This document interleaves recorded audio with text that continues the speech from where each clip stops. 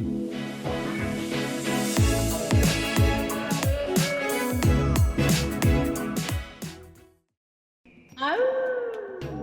to the Aquarian Shaman Broadcast. I'm Star Wolf, your shamanic host, and I'm here to teach you how to transform yourself and transform the world. Twice a month, we'll be exploring how to develop shamanic psycho-spiritual practices to support transformation while expanding your energy field in a way that can also support others. Each episode offers dynamic experiential guidance and teachings on how to safely enter a natural altered state of consciousness using the sacred breath. Additionally, we will discuss the importance of integration and grounding this medicine into your everyday life. Stay tuned. We're about to create authentic embodied change that will surely grow corn for the future generations.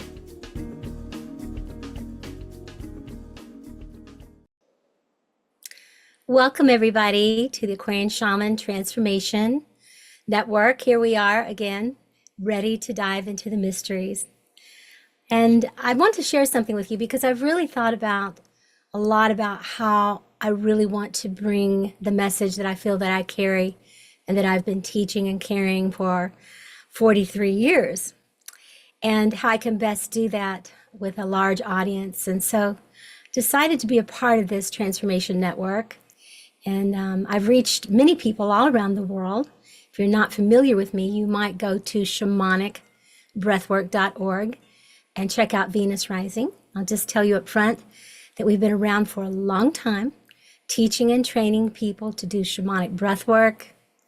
We teach facilitators all around the world, and we're expanding rapidly. We're in Bali and New Zealand and Australia and all over Europe and Mexico and Canada, and of course across the United States. So we're many, many places, and I'm so grateful that my work has touched so many people, and it always touches me to know that. So being with the Transformation Network is another, I guess you could say, shamanic path for me. I've done tons and tons of interviews over the years. I've done lots of individual podcasts and teachings and classes. We do intensive trainings, like I said, all around the world. And we've taught quite a few of our staff members to do it. It's not just me anymore, thank goodness. And we do 2-week intensives, healings, trainings for people to go through their own deep healing, kind of like going in the olden days, like going through a treatment program of some kind. People come through shamanic healing initiatory process for 2 weeks with us. And I do have a background of being an addictions counselor for over 30 years, as well as a mental health teacher and facilitator for many years. But also, in the midst of those many years ago, I woke up to the shamanic path, and I realized that that really was the new mental health system. That really was the new transformation programs. And so that's what I've been doing ever since. And for a while, it was the mental health center and treatment centers during the daytime, and weekends and evenings were for my other work, my spiritual work, my shamanic work, until finally, and it really didn't take that long, just a few years. And this is at a time when people knew nothing really much about shamanism or breath work or any of those kinds of things. And we're just waking up to the field of addictions and thinking that they might have some or some mental disturbances, those kinds of things, and family of origin work and shadow work and all that. So I was really there as one of the pioneers. And so eventually the weekend and evenings transformed into my full-time, I would not even call it my occupation, I would say my full-time sacred purpose. And I realized that everything I did before then in the treatment centers, in the mental health centers, all those kinds of things, in private practice, those were my sacred purpose at one time. I was much younger, in my 20s, and up to my early 30s. But from there until now, which has been 40 years, or longer, I should say, I have had my feet fully planted, even though I walk between the worlds, as all good shamans do. I've had my feet firmly planted in the world of shamanic consciousness and the sacred breath. And I created shamanic breath work many, many years ago. And so therefore we're able to teach and train people to become breathwork facilitators and also if they want to go further than just their own healing, to become these facilitators. And we've also birthed something called the satellites, where people, after they've gone through enough training, can go out into the world and have their own satellite that's connected to Venus rising and have permission to teach our trademarked work. So I wanted to tell you that up front, that that's what my life is dedicated to. But the real thing that my life is dedicated to is transformation for everybody, not just for some, but for everyone. And that transformation is the most natural thing in the world. Everything in the world knows how to transform, except humans sometimes. The trees know how to transform. The rivers and streams know how to transform. The oceans, the mountains know how to transform. The whole earth, all creatures, certainly things like dragonflies and bees and moths and butterflies show us incredible transformation. And so the creatures, even every year, that shed their skins, such as the snakes, lizards, different creatures like that, know how to transform. And even the creatures that constantly shed, like human beings, we're shedding our skin, our hair, and so do animals that have fur. So everything knows that it's all about change and transformation. If we want to be healthy, if we want to be strong on every level, we must let go of that which no longer serves us. And human beings are a little bit sticky, a little bit codependent with people, places, and things. I know that I am. And we get real attached to people, places, and things. And I don't think there's anything wrong with attachment. In fact, I think being attached is very healthy. However, when we become overly attached, we call that codependency with people, places, and things. And then we begin to hold on too tightly to that which must be released. And when we don't let go, sometimes we find ourselves getting sick in body, mind, and spirit. And of course, it can affect everyone and everything around us. And it can be contagious in families, in groups, in organizations, and all those kinds of things. So when I was invited to be a part of the Transformation Network and to bring my particular, if you will, shamanic brand of Aquarian shamanism to the world, I was really honored to do that and excited, because I felt this would give me an opportunity to perhaps reach people who are just beginning to understand that they need to transform, and that whether they like it or not, they are transforming. Your blood, your bones, your cells, you're getting older. Your hair is falling out at times, and hopefully it's growing back in. We're constantly shedding our cells off of our skin. We know we have to go to the bathroom, all those kind of things. We're constantly changing, releasing, and letting go.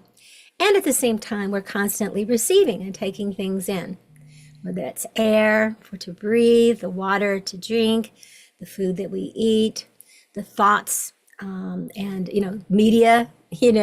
We have to be careful sometimes with taking in too much negative or just too much positive. We can go into spiritual bypass if we're only staying positive. But also, we want to be able to look at the shadows, ours and the world's, so that we can go through shamanic journeys of death and rebirth. And I call that the teaching of the spiral path, which is the very first initiation we teach everyone that comes in, because you really can't transform unless you know at some level, and unless you're ready, ready or not, here we come, unless you're ready to let go of something about yourself or other people, places, or things. So, warn you up front, if you get involved with transformation, if you get involved, especially with Venus Rising Association for Transformation, your life will change, and you may feel like you're upside down for a while. So that's going to bring me in just a moment to speak about something really important to me that has to do with the shamanic mysteries of Egypt, and one of my main spiritual guides, Anubis. And I like to call him the great, great black wolf of ancient Egypt, who walks by my side as one of my main guides. But before we dive into the mysteries of Egypt deeper, and I give you a little history and her story behind that, and also share more about my relationship to Anubis and how he's constantly with me, I would like to invite you fully into ceremony And how I do that is by perhaps an introduction such as this for people who may not know about ceremony, who may not know what ritual and ceremony and breath work and all, shamanic and all of that is. It's just words. And if you hear them a few times, you'll understand what they mean. And, it's a mystery until we dive into it and realize that it's history and her story, and that deep down, we all know what transformation is about. We're hardwired for it. So what I like to do to really now begin is to begin our ceremony. For me, the teaching is not just about me speaking to you, but about us diving into the mystery together so that you don't just come away like, oh, here's another, talk or seminar or that. And we do plenty of that in our work with Venus Rising. But in this format, I really want to give you an experience, if that's what you're looking for, something that you feel and that you can walk away from and say, Star Wolf didn't just talk at me or just teach me. She took me through a journey. So with that, I'm going to turn around. I'm in my medicine room. You can see there's things everywhere. I always promise I'm going to have it straightened up before we get here, but it doesn't work out that way. So hopefully you find it charming and quaint. So this is my part of my one wall of my mystery school and my sacred medicine room. And I have a candle lit over here. You may not be able to see it, but I'm going to light some smudging material here, which happens to be some San Paulo. And I always light this white candle to call in the good spirits, the good energies of transformation. I have a beautiful shell here. The shell actually, when I remarried 5 years ago, was a shell we found actually at a shop on a beach that wanted to come home with us. So I'm bringing this smoke to you using the feathers of a beautiful creature that left our earth on through natural conditions, the crow. And one of my students and graduates made this beautiful fan for me. So just want to acknowledge her, Nicole, and send you some of this sweet, sweet San Paulo.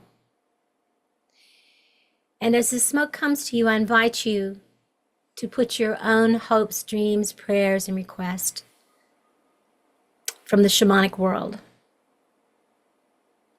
And the ability perhaps to be in touch with your own inner shaman that I refer to as the Aquarian shaman, that we are the ones we've been waiting for.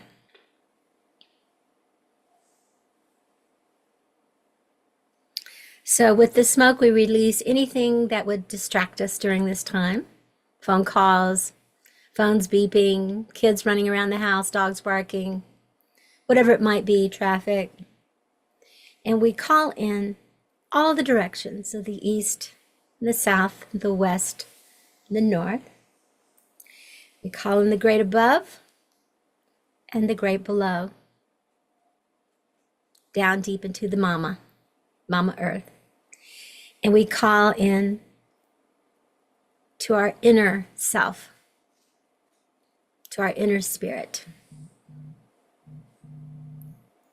to our Aquarian hearts that knows that we're all in this together. And we offer thanks and gratitude for all of our many blessings.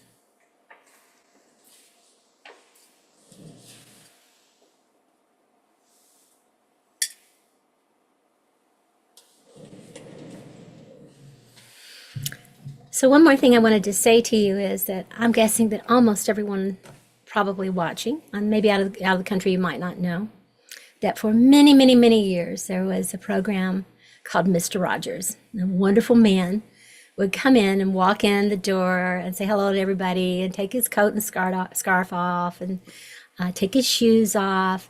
And then he would walk in and he would say hello to everyone. And then he would very kindly and gently and patiently share some sort of wisdom without sounding preachy or teachy, and just through his loving kindness. He would do something and about something that was happening in the world. He would do it at a level that small children would understand, that teenagers would understand, that young adults, that elders would understand, and it was relevant for everyone. It was kind of storytelling in some way. But frequently it would be about something that was really happening in the world, or it could be a metaphor. But at the end, it was always about your neighbor. And he would sing a little song like, it's great, isn't it great to be your neighbor? I want to be your neighbor. Now that can sound a little hokey or, corny if you don't have the child's heart anymore. But if we come back, as the Christian teachings teach, to have the innocence, to be born again, to be a child at heart, and reactivate that child within us when we truly knew what was right and wrong within ourselves. We knew before everything else was laid upon us.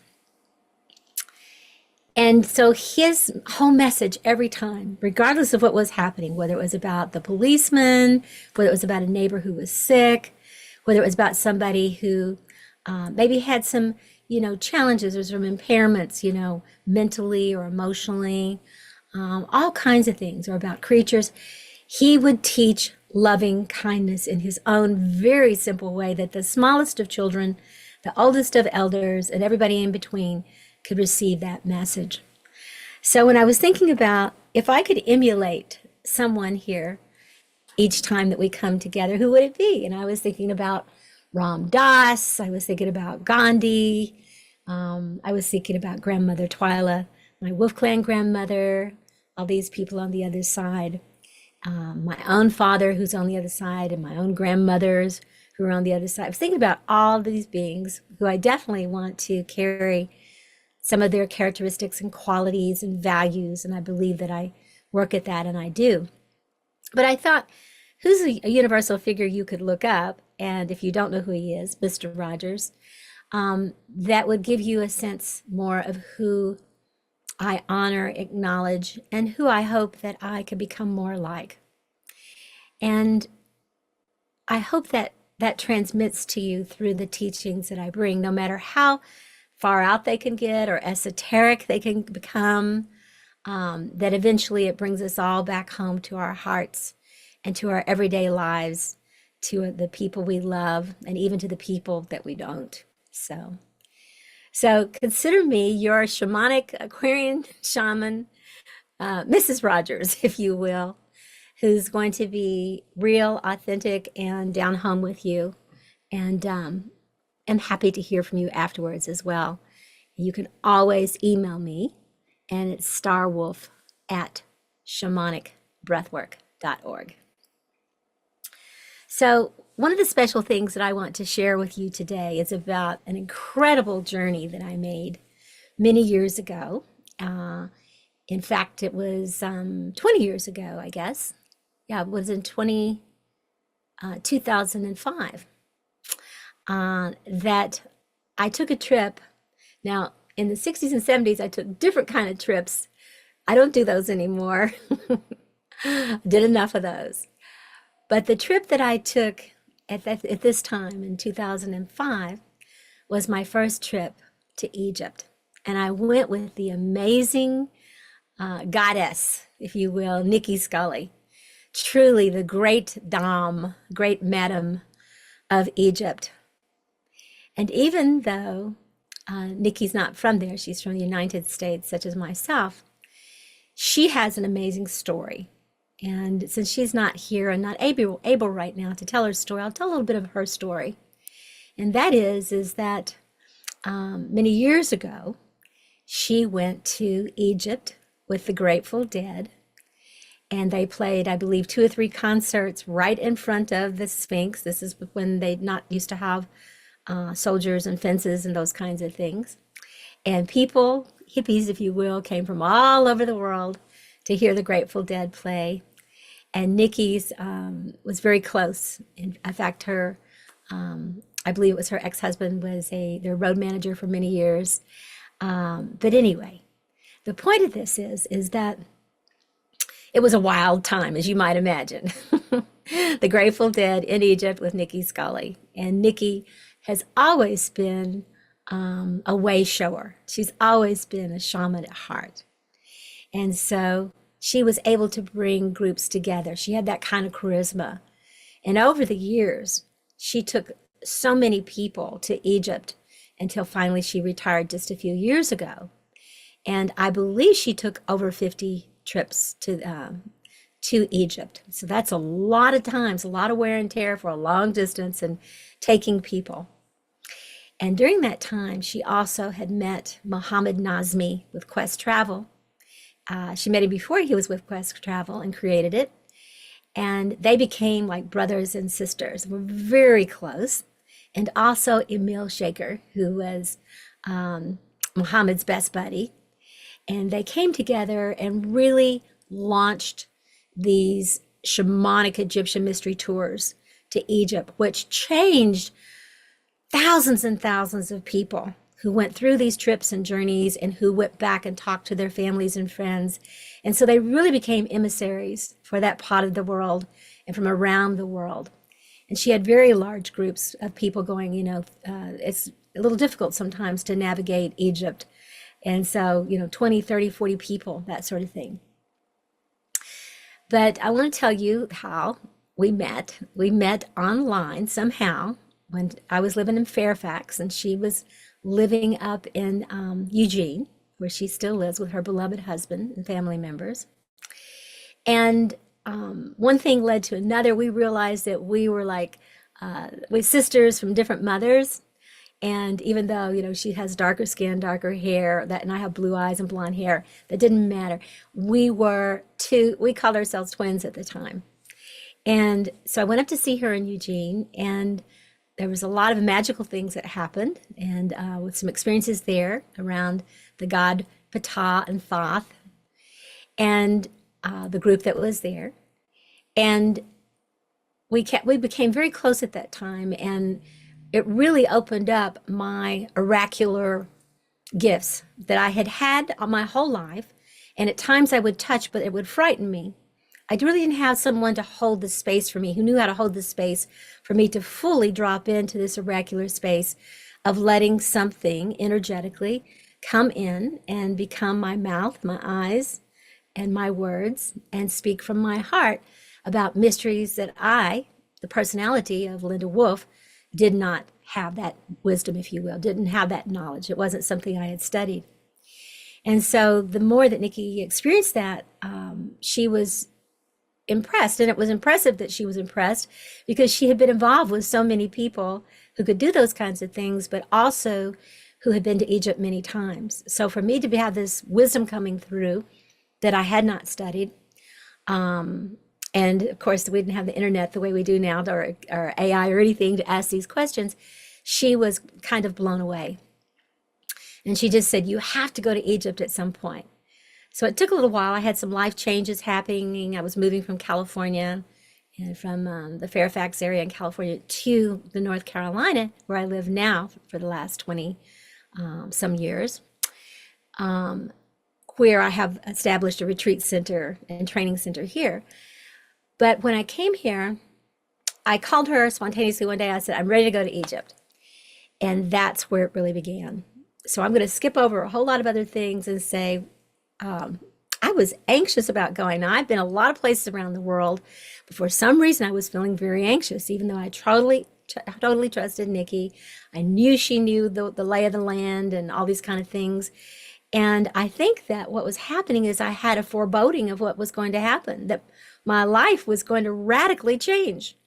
And of course, that's what transformation is about, and what I'm about, and what I talk about and teach about and love. And yet they say if you don't have a little trepidation, if you don't have a little anxiety, it's probably not a very big transformation. So I was really kind of shook up. But once we got on the plane and we were flying and Nikki and I were sitting next to one another, I really felt like this is going to be good. It's all going to be good. And she was so excited to have me. And Brad, my late husband, was with us as well. So I hadn't read, I hadn't studied anything. I just wanted to go and be kind of a blank slate and just to, I'd had that one experience with Nikki and her mystery school. But other than that, I really had not studied or read things at that time. Once we started to land, I started feeling kind of sick, like I was fuzzy headed. Something wasn't quite right. And I said that to Nikki, and she said, well, it's a long trip and, you'll rest and this and that. This is a long story. So I really am going to move forward to say that's not what happened. What happened is I became very ungrounded. It felt quite frankly as if I was on plant medicine, or I was on a really big shamanic breathwork journey. I was completely altered, and it was difficult for me to feel my hands, my feet. It was hard for me to even, believe it or not, to speak. And I didn't really know what was happening. And Nikki, in her brilliance, a day or so after we were there and the group was getting ready to arrive, she said, I want you to lie down and I want you to tell me what Thoth has to say about this. Now, Thoth is her main guide and has been her main guide for many, many years. And he's a wisdom keeper. Some say he came from another planet. And he has like the head of a crane. And some say that he's the one who brought language and all the skills of how to be human beings, teaching them how to survive, how to grind the corn and to mill, all those kinds of things. And so he was said to teach Isis how reading and writing and all those things. These are the myths and stories, whether you take them literally or metaphorically or allegorical, however you want to see that. I kind of see it all as true at some level. And so she said, what does Thoth have to say? And apparently he had a lot to say, because a couple of hours later, she kind of shook me and I came out of it. I had no memory of anything that I had said. And the rest of the trip, when people arrived, we had to communicate to this large group of people, mostly people, it was a handful of people I knew, but mostly people I didn't know, that Starwolf was in a spiritual emergency, so to speak. But let's translate it to a huge psychic, shamanic awakening, so that I was seeing just naturally into all the different dimensions and worlds. And I was seeing the archetypal energies in their almost human-like embodiment forms, as much as I was looking at you or anyone else. And that I could see them standing amongst us, and I could hear what they were thinking and what they were saying. So speeding that up now over a week period with, I think with staff and everybody, 55 people, and that's not all the other staff on the ground. We traipsed across Egypt to all the magical, powerful sites. Sometimes we were there at 4 a.m. when no one else was there, or at midnight. We were able to do ceremonies, various things. We were even able to bring in shamanic breath work to some of the sites and do shamanic breath work with everyone. It was the most singular, transformational 2 weeks of my life. And that's saying a lot, if you knew me and where I've been and what I've experienced. Because I was doing something that I had no idea what I was doing at an ego level. And Nikki and the Egyptologist and all the other people at Quest Travel were all able to validate the things that were coming through. So it was a miracle, really. For me, it was a miracle. It impacted everybody on that trip. Once we told them what was going on, they were blown away as well. And all the ceremonies and all the rituals we did had some sort of spectacular influence on everyone that was there. And people still to this day, after all these years, more than 2 decades, contact me and talk about this journey. Also, at the end, when we came out of the whole thing, whatever had its, I guess you could say, its cloak around me and was downloading to me, like the night before we left, magically lifted. And I found, because I thought, when I go home, I'm going to have to get some medication. I can't live life like this. I can't even feel my feet, my hands. But it just magically evaporated. And I was back to myself. And it was like, oh my gosh. So there's so much more to talk about this that I don't have time to today. Maybe we'll at another day. But out of this journey, when we returned home, we stayed in touch and we created two books. One is The Shamanic Mysteries of Egypt. And I can show you on the back of the book here. Maybe you can see this. Well, I'll show you. This is the front of the book, The Shamanic Mysteries of Egypt. But this is the back where the little picture, if you can see it.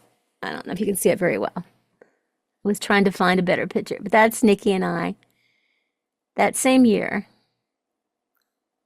And we came back and we wrote this book, The Shamanic Mysteries of Egypt. And the story behind it is that every day we talked on the phone, she recorded me, and I was able to go back into that state. I didn't think I could. And she said, yes, you can. And I went back into that oracular state for several months. And she would ask questions, and then I would answer, have no memory of the answers, and she would record it all. And from that came all these incredible images as I described each of the deities and to the colors that they wore, to the expressions on their faces, to what kind of creatures they were, what their names were, all these things, not anything I've ever studied. That was all happening during these months that we were channeling and working together. And she saw herself as Thoth, the one who was writing the mysteries. And she saw me as Anubis, the shaman, the opener of the way. And so the second book we created was this one.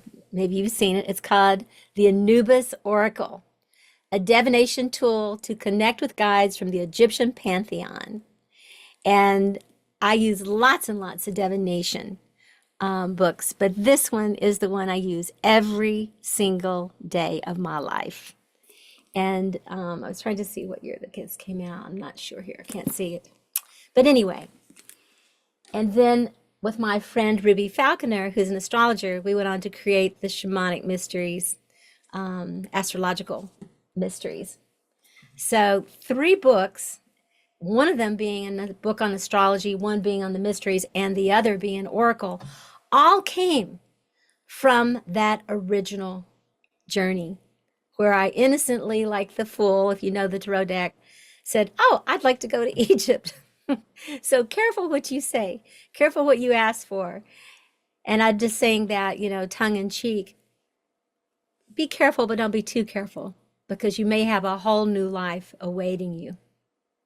From that time till now, I've now authored or co-authored 13 books and working on a couple of more.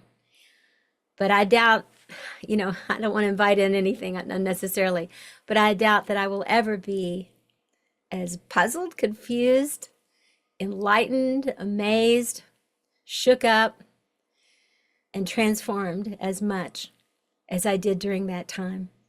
And I'm so grateful. Because life is about change. Life is about transformation. And I pulled a card for you all today. I just said, for our audience today, what is it, the main message here? Should I show them the card of Anubis? And it's like, no, trust your own deck, right? Trust your own Anubis Oracle deck and see. And of course, what came up, because it's been coming up since the first of the year for both me and my husband, Kepra. And Kepra is the little dung beetle, if you can see him there. Okay. And in Egypt, Kepra represents the cycles of change. Kepra, it's hermaphroditic, but I say the he, she, the they, the original they, is a spiral dancer and is constantly guarding the planet with its transformation. And it follows the stars. The little dung beetle, that's a truth. And I'll say more about that another time because there's a whole teaching around it. But scientists have proven that the dung beetle navigates by the stars. This little dung beetle that's rolling around, poop if you will, navigates by the stars. And if it can do that, perhaps we human beings can do that as well. But the Kepra energy is probably one of the most symbolic symbols I know of for the cycles of change. Some say that in ancient Egypt, before the gods and goddesses were more humanoid-looking beings, that they were creatures like this dung beetle, like Thoth, like Anubis. And they had different forms that evolved into human beings. So there's so many directions I could go right now, but I think what I most want to share with you is about following your path, finding your path, entering into the great mystery, being willing to dance with the cycles of change, and not needing to have the answers ahead of time. You know, I remember my Wolf Clan grandmother, the Seneca Nation, Grandmother Twyla, said to me when I was saying, Grandmother Twyla, please explain to me what the great mystery is. And she would smile and she'd shake her head and she'd say, Star Wolf. And she gave me that name, by the way. She said, Star Wolf, if I could tell you, or if I did tell you what the great mystery was, it would no longer be the great mystery. And we must always believe in something greater and bigger and more powerful than ourselves, than our human selves. And to know that we are created in its image, that we too have access to unlimited knowledge and wisdom and experiences and compassion and love and forgiveness. We ourselves are children of the gods. We say it all the time. We are God's children, or the goddess's children, or great mysteries children. We are the children of the gods. And if that's the truth, which for me, that's, my cosmology, that I am the child of this universe or multiverse, and that whatever created all of it, that I am its child. And yet at the same time, there's this sense of like, well, children grow up, don't they? Sometimes it feels like they don't, but children grow up. What about we humans? Can we too grow up to begin to emulate the energies of our true parents? One of the things I teach in our Shamanic Healing Initiatory Process program, one of the initiations is called Family of Origin. I do a whole lot of talking about family and family roles and different things that people go through in childhood and, at birth and at adolescence and as young adults, and how their parents have influenced them and all those kinds of things, positively and negatively. And how, not only our parents, but our school teachers, our neighbors, our relatives, culture itself, where we are, all those kind of things. It's all your family of origin stuff. And how some of that has been damaging and hurtful and painful and repressed or caused difficulties and addictions and various things in our lives. And some of those things, of course, coming from families of origin, hopefully have been loving and supportive and teaching good things of how to be a good human being, a real human being. And I would think that most of us get a mixture of the, if you will, the dysfunctional family things and the functional things. And there had to be something that was functional or you would not have survived, because you did get fed somehow. And you did obviously survive the cold and, elements and all those kinds of things. So whether it was your immediate biological family, adopted family, or something else, your family of origin is everything, the schools, the religions, everything that you were involved in. And in that initiation, we call that family of origin.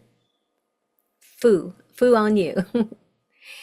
And from that, shadow energy gets connected. So that's another one of the initiations that we teach. But what I want to focus on right now is the family of origin. And I'm very grateful for the light and the shadow of my family of origin and all the gifts that it gave me, both of the light and the dark, the things that I've needed to work through, and the things that have supported me on my journey and the things that have been my lessons. But eventually, at some point, if we do enough of our quote family of origin work, and quite frankly, that can be ongoing. I'm going through something now with my 93-year-old mom who's just now become disabled enough that she cannot live alone, and where I'm seeing to her care at this point. That family of origin doesn't end even when you grow up, or even when you're older, or when your parents are older, or even when they are no longer here on the planet.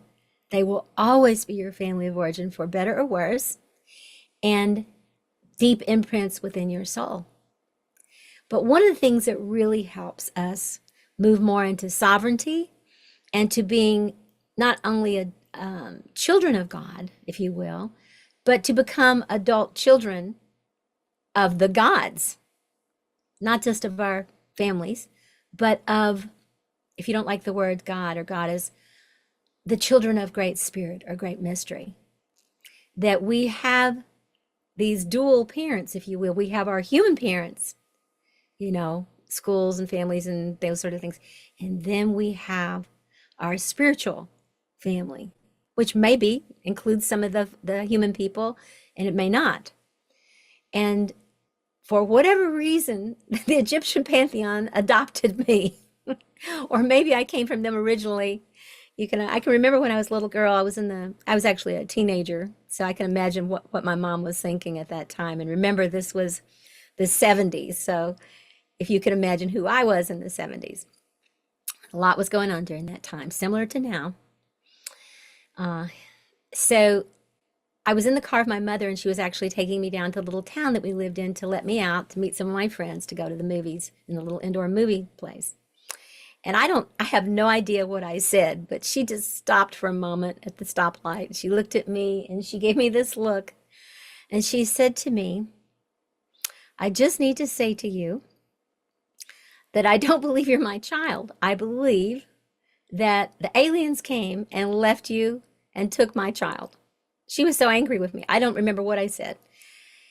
For just a moment, my feelings got hurt and I had a tear in my eye. And then all of a sudden I got this big smile on my face, and I thought, this would explain a lot.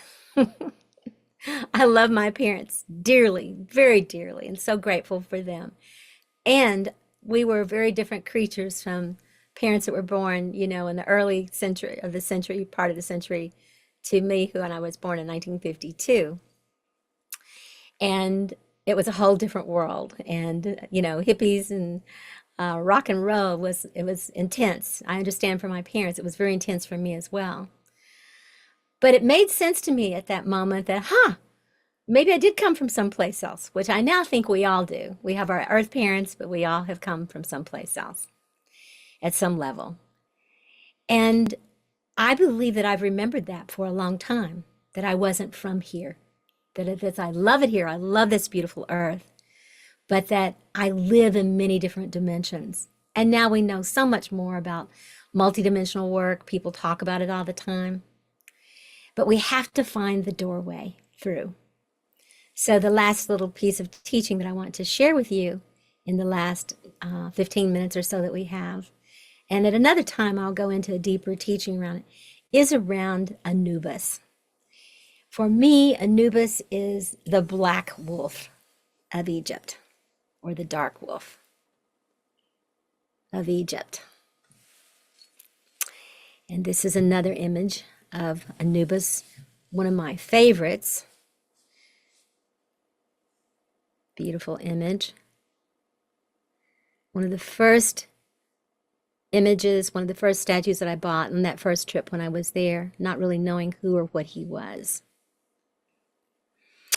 And with this obsidian energy,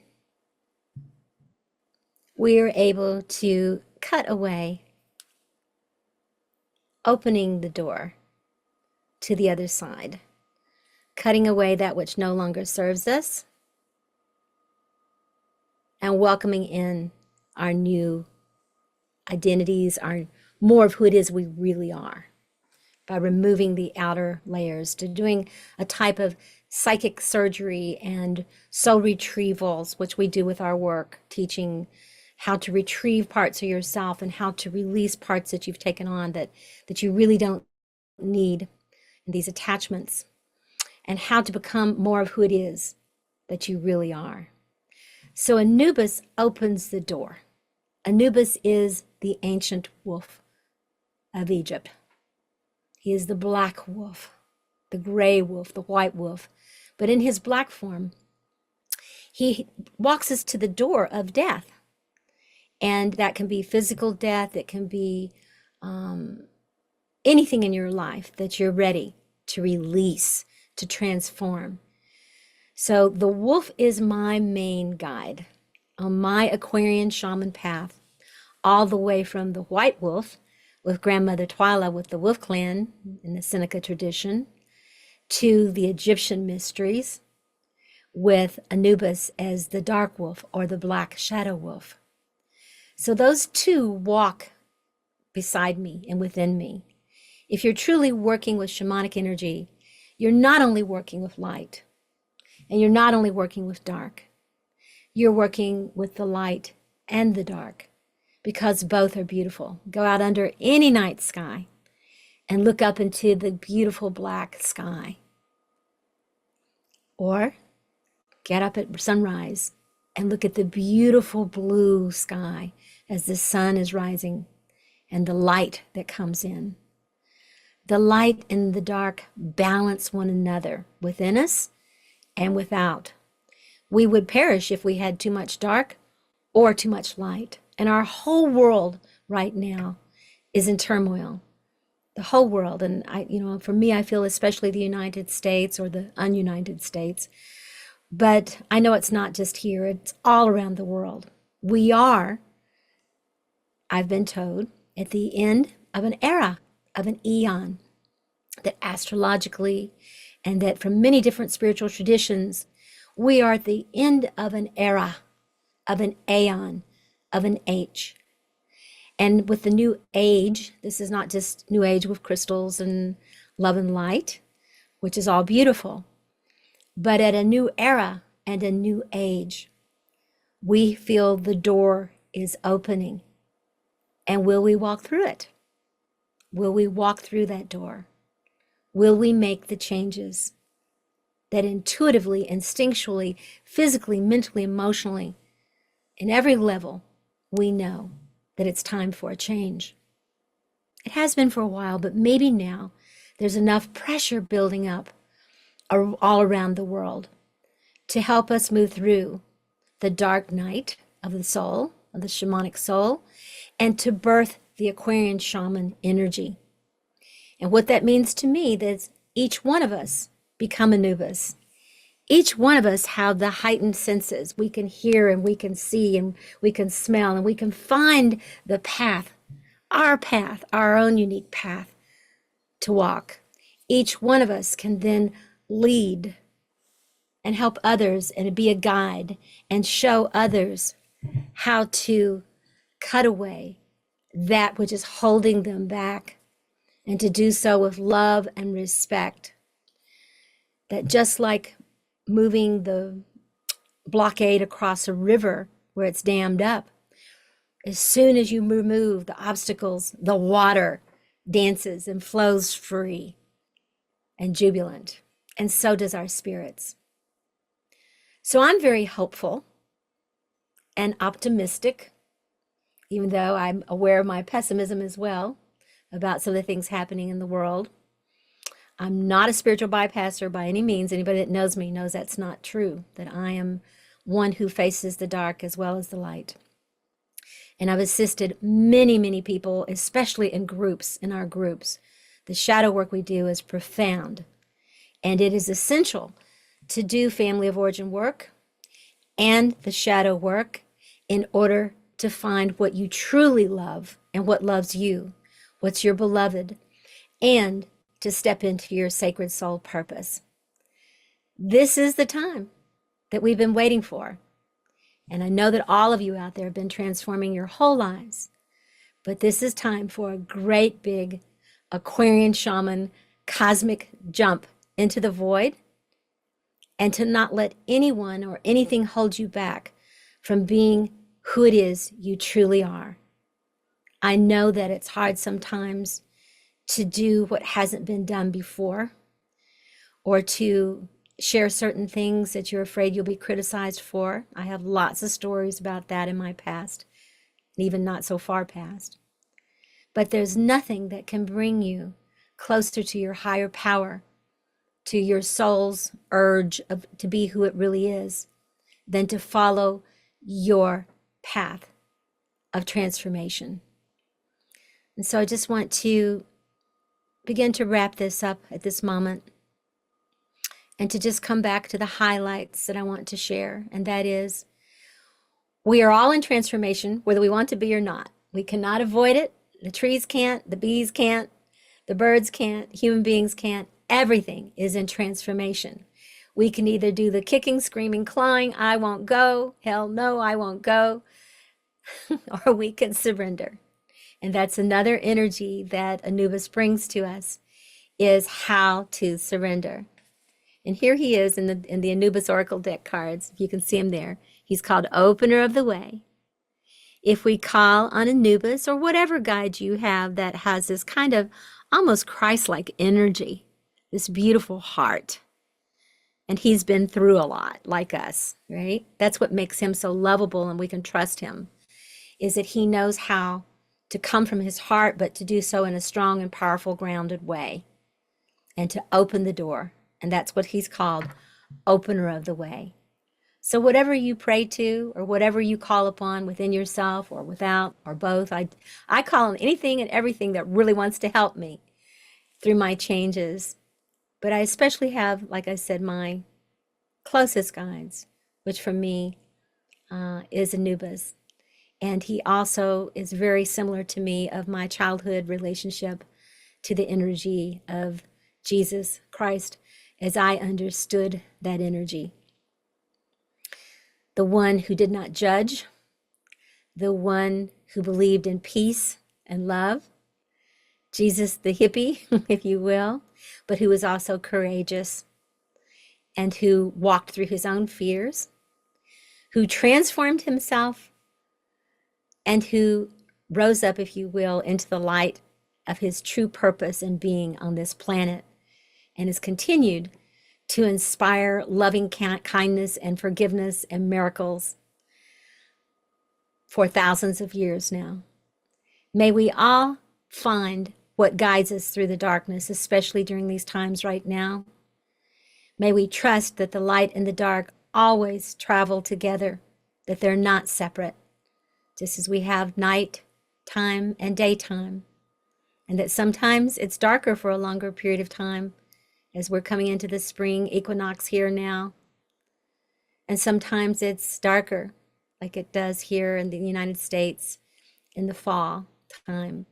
We start going darker.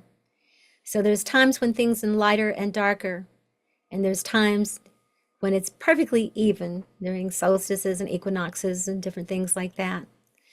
And human beings reflect that in their own lives, that there's times when we shine bright. There's times when we're more internal and we can't be as out there as maybe we would like to, but we need to go more inward. And that we learn from the seasons, we learn from nature, we learn from creatures, we learn from the myths, we learn from the mysteries. So I'm one who's still continuing, at 72 years young, I am still learning how to transform my life and support others in their major transformations. People say to me sometimes, when are you going to retire, Starwolf? You've been working with people since you were 20 years old in the mental health center. It's when I started working with chronic mentally ill clients. And I've thought about it, and I thought, well, when will I retire? And then it came to me, how to retire from your sacred purpose. So much like my elders and teachers who've taught me, I don't see myself retiring until I'm ready to leave, in whatever way that looks. So, and even then, I hope I'll be on the other side and still in your dreams, and still speaking to you through my books, my classes, things like this that we're recording and archiving, and that a part of me will be here to support you and guide you on your trips. Okay, that was a lot. I hope that it meant something to you. I feel like Mr. Rogers now, getting ready to put on my shoes and my jacket and to walk back out into the world. And I look forward to being with you again. And this will be posted after we're finished here. It'll go out on social media. Please feel free to share with your friends. And I hope that you'll feel that you're my friend. Won't you be my neighbor, my shamanic neighbor, and that we will see each other here again or somewhere else along the way. And again, you can reach me at shamanicbreathwork.org. And this particular recording will be made available to people after this is over. And thank you for showing up. Thank you for being here, especially at this time. And thank you for being willing to transform, to do the inner work, and to bring your special gifts and your light and beauty to the world. Namaste. Until next time, blessings to one and all.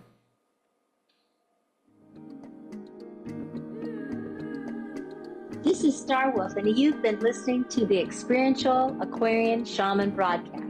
Transform yourself, transform the world. Join me every second and fourth Tuesday at 2 p.m. Pacific on Transformation Talk Radio to awaken your inner Aquarian shaman. Never miss an episode. Subscribe to my channel and connect with me on social media at Linda Star Wolf. For more information about my offerings and trainings, visit shamanicbreathwork.org. Thank you for taking this special time to journey with me.